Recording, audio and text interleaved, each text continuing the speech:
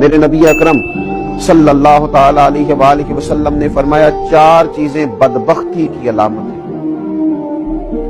ایک تو فرمایا کہ آنکھوں کا خشک ہو جانا، کبھی بھی اللہ کے خوف سے ان میں آنسوؤں کا نہ آنا بدبختی کی علامت ہے۔ دوسرا، رسول اللہ صلی اللہ تعالی علیہ وسلم نے فرمایا دل کا سخت ہو جانا یہ بدبختی کی علامت ہے، کہ تیرے دل میں کسی کے لیے درد نہ ہو، تیرا دل کسی کے لیے نرم نہ ہو، تیری طبیعت میں کبھی کسی بندے کے لیے ہمدردی پیدا نہ ہو، یہ بدبختی کی علامت ہے۔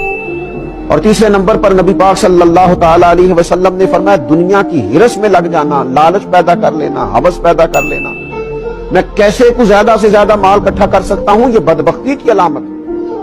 یہ دیکھیے یہ کس طرح کے روحانی امراض ہیں جو بندوں کو جکڑ لیتے ہیں اور ان کی روحانی زندگی کو برباد کرتے ہیں۔ چوتھے نمبر پر میرے نبی پاک صلی اللہ تعالی علیہ وآلہ وسلم نے فرمایا لمبی امیدیں وابستہ کرنا۔